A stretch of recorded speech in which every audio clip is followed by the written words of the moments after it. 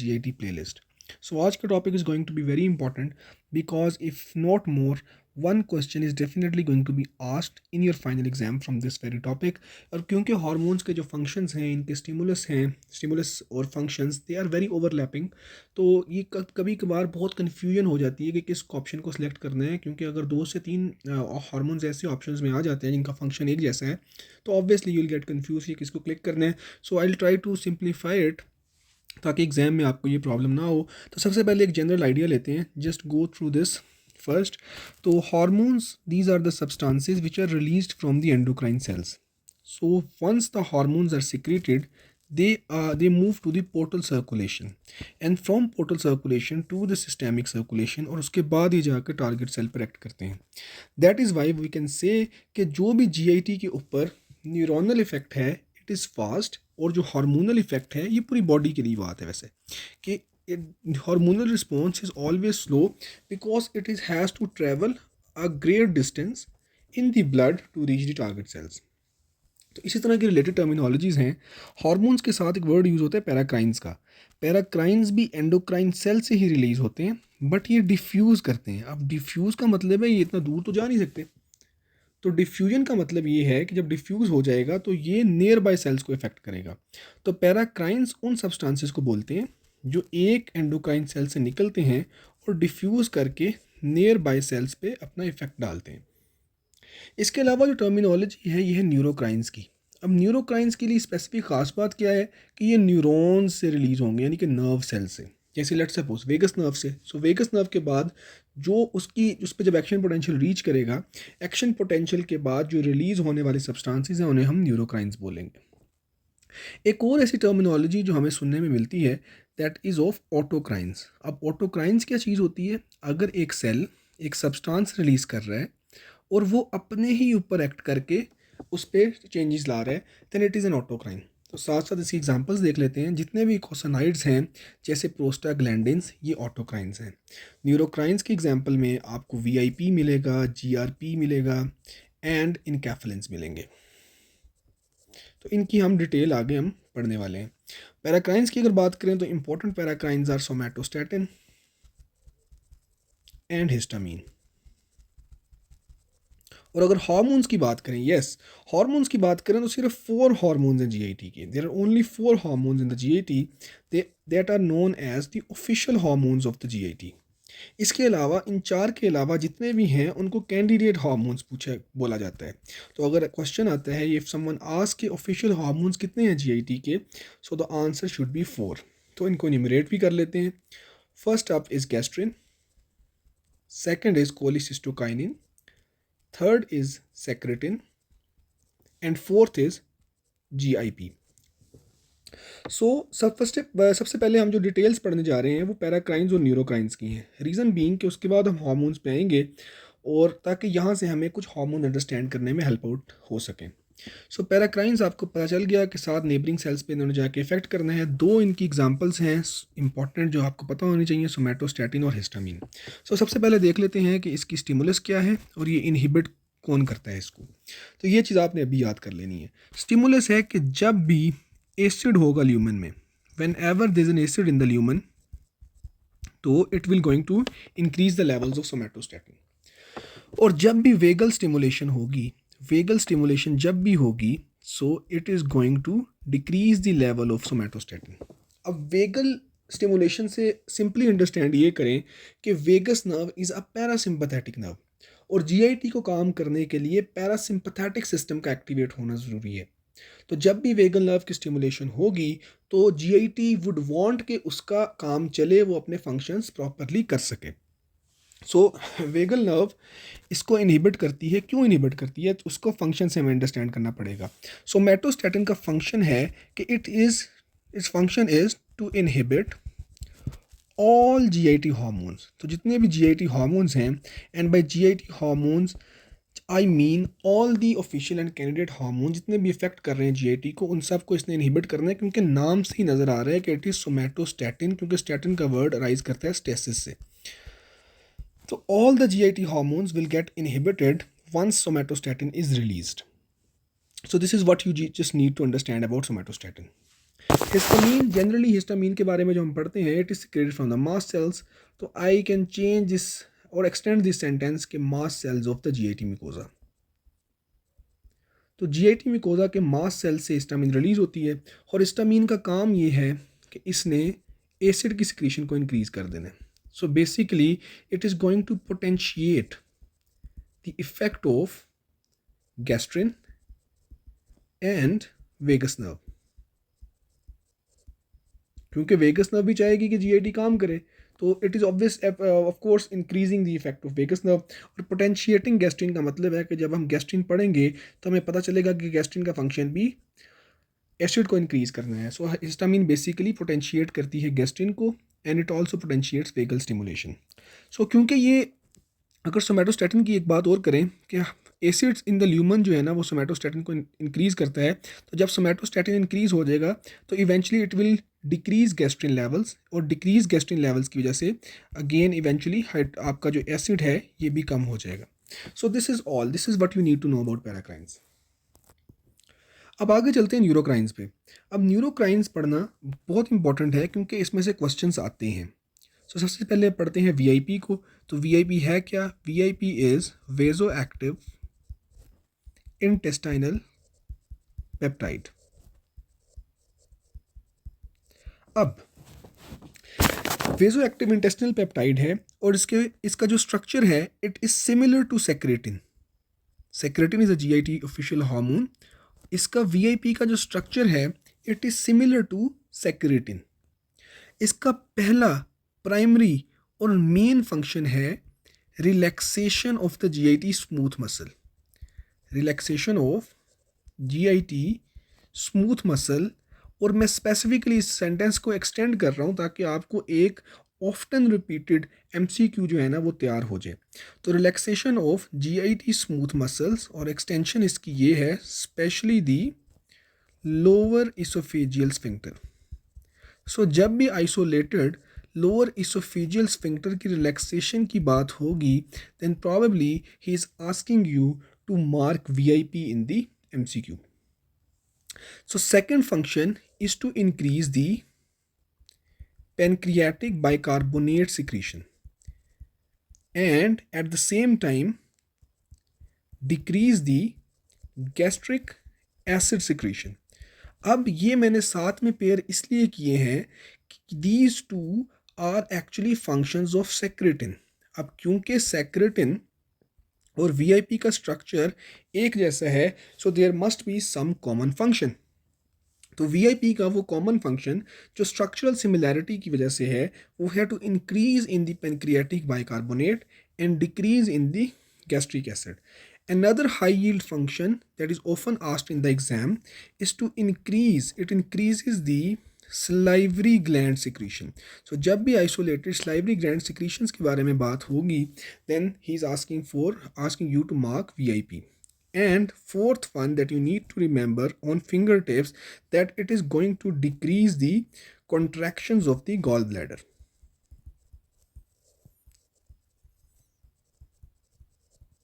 हम ये न्यूरोक्राइंस और पैराक्राइंस इसलिए पहले पढ़ रहे हैं that it may help us in understanding the functions of the GIT hormones. So this is all about VIP. सिर्फ ये 4 पॉइंट्स आपने वीआईपी के बारे में याद रखने हैं। Now moving on to the GRP. GRP is basically gastrin releasing peptide. अब नाम से पता चल रहा है कि it is gastrin releasing peptide. अब न्यूरोक्राइन है इसका मतलब है कि कोई नर्व है, तो नर्व इज वेगस नर्व। तो vagal stimulation of the G sales.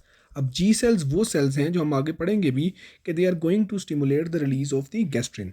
So basically let's suppose ये जी सेल्स हैं और उसके ऊपर यहाँ पर एक्ट कर रही है वेगस नर्व के कुछ फाइबर्स। तो वेगस नर्व के कुछ फाइबर्स ये हैं जी सेल्स, तो यहाँ पर आके न्यूरोक्राइन रिलीज करेंगे विच आर जीआरपी, और ये जीआरपी इंक्रीज कर देगा गैस्ट्रिन के लेवल्स को। और गैस्ट्रिन के फंक्शंस हम अभी आगे पढ़ेंगे और primary function is to increase the acid in the stomach. So basically neurocrine GRP का एक ही फंक्शन है, नाम से जाहिर है कि it is going to increase the gastrin which will eventually increase the acid. So यहाँ से हम आगे मूव करते हैं इनकैफ्लिन्स पे। इनकैफ्लिन्स भी अगेन न्यूरोक्राइन है तो नर्व की एंडिंग से रिलीज होगा and once it is released it has only two functions. First it is going to contract the sphincters of GIT. So contraction of GIT sphincters. And the second function is to decrease the intestinal secretions. So अभी इसके function को देखें. सारे GIT के sphincters contract कर दिया और intestinal secretions भी कम कर दी. So it can be used, they can be used in enkephalins or the opiates. They can be used in the treatment of diarrhea. Moving one step further to the main GIT hormones जिसकी हम अभी तक जिसकी basis बनाने की कोशिश कर रहे हैं. So the पहला GIT हार्मोन है gastrin. It has homology or structural similarity with cholecystokinin. So similarly cholecystokinin same thing, so they belong to the same structural family. अब ये रिलीज कहाँ से होते हैं? रिलीज होते हैं, गैस्ट्रिन रिलीज होता है जी सेल्स ऑफ द स्टमक पे. और अगर आपने पिछला लेक्चर सुना है तो हमने वहाँ पे ये क्लैरिफाई किया था कि G cells are present in the antrum of the stomach. So the function, moving on to the functions और द एक्शंस. इसका एक्शन है कि इसने गैस्ट्रिन रिलीज, जो गैस्ट्रिन है उसने क्या करना है, it will increase the gastric acid secretion, number 1, and number 2 it is going to stimulate the growth of the gastric mucosa. Apart from that, the stimulus for the secretion of gastrin is small peptides and amino acids, because proteins they want acidic medium ताकि जो है pepsin activate हो और pepsin जो है वो act कर सके और डाइजेस्ट कर सके प्रोटीन्स को.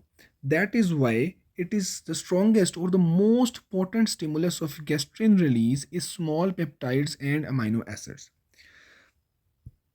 Similarly, distension of the stomach, vagus again via the GRP that we have understood. And next thing, it is inhibited by the acid in the stomach. अब कितना pH होगा कि ये inhibit कर दे, तो you should remember that pH अगर 1.5 से कम होगा तो it will inhibit the release of gastrin. And already we have understood कि whenever there is an increase in the somatostatin levels, all the GIT hormones gets inhibited. सो इसके साथ साथ ही हम एक चेक लिस्ट जो है वो नीचे अपनी, second please, okay, now I can do the check list about the gastrin ताकि कोई पॉइंट जो है वो मिस ना हो जाए. So the gastrin is secreted from the G cells which are present in the antrum.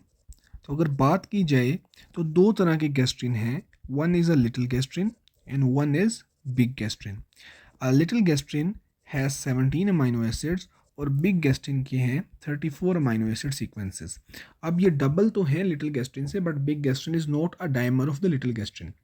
अच्छा, अब इसकी बायोलॉजिकल एक्टिविटी किस स्ट्रक्चर या किस पार्ट की वजह से है? So the biological activity of gastrin it is due to the terminal amino acids. So 4 C-terminal amino acids results in the biological activity of the gastrin. एक चीज़ हमने ऊपर पढ़ी थी कि मोस्ट पोटेंट स्टिमुलाई क्या है गैस्ट्रिन रिलीज का, तो ऊपर हमने लिखा हुआ देखा था कि these are small peptides and amino acids, but अगर स्पेसिफिकली कोई पूछे then it is phenylalanine and tryptophan. तो फिनाइल एलानीन और tryptophan these are the amino acids जिनका मोस्ट इंपॉर्टेंट इफेक्ट है for the release of the gastrin. So एक important point और भी है, एक डिजीज़ है विच इज़ गैस्ट्रिनोमा, और इसको आप ज़ोलिंजर एलिसन सिंड्रोम के नाम से भी सुनते हैं.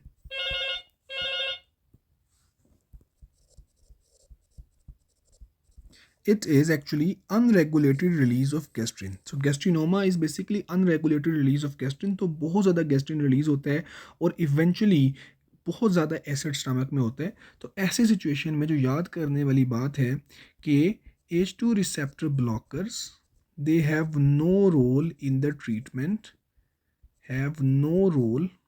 treatment of Zollinger-Ellison syndrome.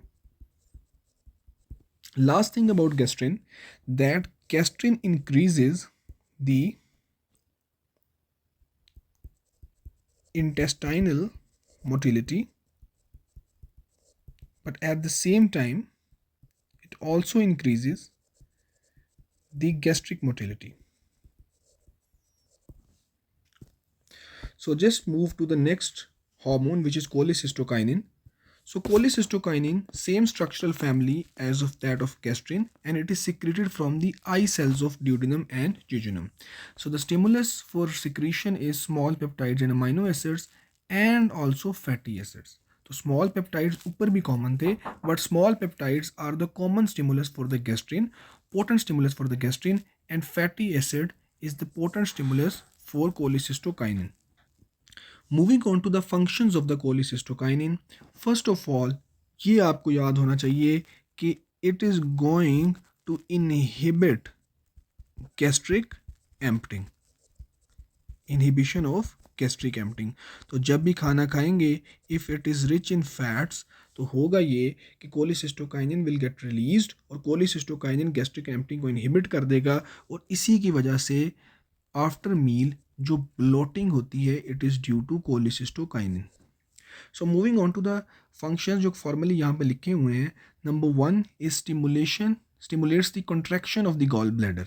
तो गॉल ब्लैडर की कॉन्ट्रैक्शन को ये स्टिमुलेट करता है, जबकि ऊपर हमने ये देखा था कि वीआईपी के फंक्शंस में कि वीआईपी के फंक्शंस हैं inhibition of the contraction of the gall bladder.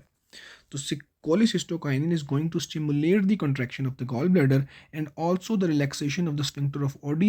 Sphincter of Oddi ने क्या करना है कि गॉल ब्लैडर से बाइल डक्ट जब एंटर होती है ड्यूडिनम में, तो उसका एक स्फिंक्टर होता है, उसे स्फिंक्टर ऑफ ओडी बोलते हैं. तो जब स्फिंक्टर ऑफ ओडी रिलैक्स हो जाएगा और ऊपर से गॉल ब्लैडर कॉन्ट्रैक्ट करेगा, तो सारा का सारा बाइल जो है, the bile will get into the intestine and it will help in the digestion of the fats. Second thing is increase in the pancreatic enzymes. Now this focus on this word. It increases pancreatic enzymes and also bicarbonate secretions. क्योंकि pancreatic bicarbonate secretions. अब यहाँ पर देखें कि pancreatic bicarbonate secretion यहाँ पर भी आपको मिलेगी, बट जब वर्ड आ जाएगा pancreatic enzymes का, then you have to prefer cholecystokinin. अगर isolated pancreatic secretions की बात हो रही है bicarbonate की, then you have to prefer secretin. Apart from that, it also increases the biliary bicarbonate secretions and it is going to inhibit the gastric acid secretion. For the checklist of cholecystokinin, it is going to delay the gastric emptying, and it is going to increase the intestinal motility. तो अगर हम थोड़ा सा इसको gastrin के साथ compare करें, तो gastrin is going to increase the intestinal motility as well as the gastric motility. तो दोनों तरह से गैस्ट्रिक की और इंटेस्टाइन दोनों की मोटिलिटी को इंक्रीज कर रहा है, जबकि कोलिसिस्टोकाइनिन गैस्ट्रिक मोटिलिटी को कम कर रहा है और इंटेस्टाइनल मोटिलिटी को ज़्यादा कर रहा है. So let's just cut the confusion about certain points. If there is written pancreatic enzyme secretions is increased by, the answer will be cholecystokinin, क्योंकि हमने पहले भी उसको हाईलाइट कर दिया कि जब एंजाइम पेनक्रियाटिक एंजाइम्स की बात होगी then you have to click cholecystokinin. लेकिन अगर यही बात पेनक्रियाटिक बाइकार्बोनेट सिक्रीशन की होती है, अब सिक्रीशन तो दोनों से इंक्रीज हो रही है, बाइकार्बोनेट से भी और कोलिसिस्टोकाइनिन से भी, but you will prefer secretin. Remember the primary function of pancreatic bicarbonate release is of secretin. Cholecystokinin only potentiates the effect of secretin on release of the bicarbonate from the pancreas. Okay, so moving on to the candidate hormones. तो इनकी candidate hormones जो हैं, इनकी थोड़ी थोड़ी आपने बात याद रखनी है. First one is motilin. So motilin का काम क्या है? It is going to increase the GI motility irrespective of the area. It has a special role in interdigestive myoelectric complex. So also एक ये इस तरह भी लिखा जाता है, migratory motor complexes are stimulated by motilin. So the second one is pancreatic polypeptide. Pancreatic polypeptide is a candidate hormone and its main function is to inhibit the pancreatic secretion. नाम pancreatic polypeptide है but function इसका है inhibit करना pancreatic secretions को. Talk about glucagon like peptide 1. Glucagon like peptide नाम glucagon like peptide है but function है to increase the insulin secretions.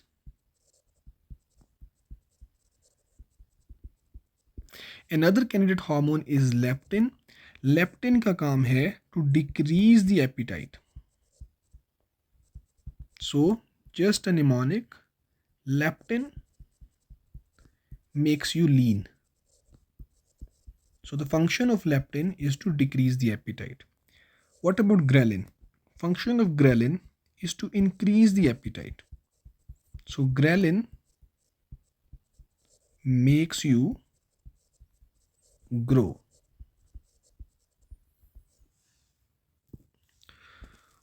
So moving forward, summary of motility. So hormone. So first hormone is gastrin. Gastrin is going to increase the gastric motility as well as the intestinal motility. Second up is cholecystokinin. It is going to decrease the gastric motility and it is going to increase the intestinal motility. And the third one is secretin. It is going to decrease the gastric motility as well as the intestinal motility. Moving on to some very important questions that are often asked in the exam. So question 1. Which of the following substances is released from the neurons in the GIT and produce smooth muscle relaxation? So the catch here is released from the neurons.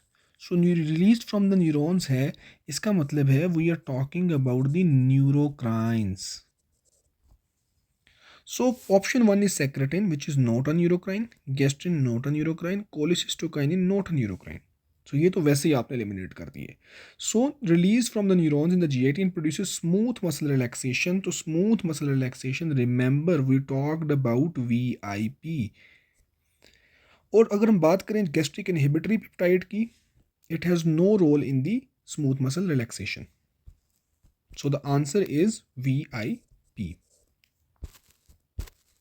Moving forward, cholecystokinin has some gastrin-like properties because both CCK and gastrin. तो हमने याद किया था कि इनकी homology, structural homology है, structure एक जैसा है. So just options को cut करते हैं. Are released from the G cells in the stomach. ये बात gastrin के लिए तो ठीक है, but not true for cholecystokinin. Option B है are released from the eye cells of the duodenum. True about cholecystokinin but wrong about gastrin. Are the members of the secretin homologous family? No, it's not. Have 5 identical C-terminal amino acids? Yes, correct answer. On to the next question. Which of the following substances is secreted in response to an oral glucose load? So we know we are talking about GIP because GIP आएगा तो इसने eventually insulin को increase करना है. So next again some practice. Option A is gastrin, B secretin, C is cholecystokinin, D is somatostatin, E motilin and F VIP. So we'll just go through these questions. So question number 1, increase pancreatic secretions. When we are only talking about secretions, the answer is secretin. Number 2, increase pancreatic secretions and calcium levels. Now though we are talking about pancreatic secretions, but जब ये calcium levels को specify कर रहा है, then you have to choose cholecystokinin because इसका mechanism of action is through the IP3 pathway. So IP3 pathway is always going to increase in the calcium levels. So जब isolated pancreatic secretions की बात हो तो secretin, अगर pancreatic secretion के साथ calcium levels की बात भी हो, then we have to choose cholecystokinin. Question number 3, decrease contraction of the stomach as well as the gallbladder. तो contraction of the stomach भी कम कर रहा है, gallbladder की मैंने specifically याद कराया था. We are talking about, yes, we are talking about VIP. Then increase intestinal motility. अगर increase intestinal motility की बात करते हैं तो यहाँ पर we have to mark cholecystokinin. दो गैस्ट्रिन की वजह से भी इंटेस्टिनल मोटिलिटी ज़्यादा होती है, बट अगर ये दोनों ही ऑप्शंस में then you have to mark CCK. Salivary secretions is increased by, you already know, I don't have to tell you. Just for the sake of completion, I'll write VIP here. So any question is highly welcome from your side, you can ask me in the comment section. You can also ask me in the group. Thank you so much.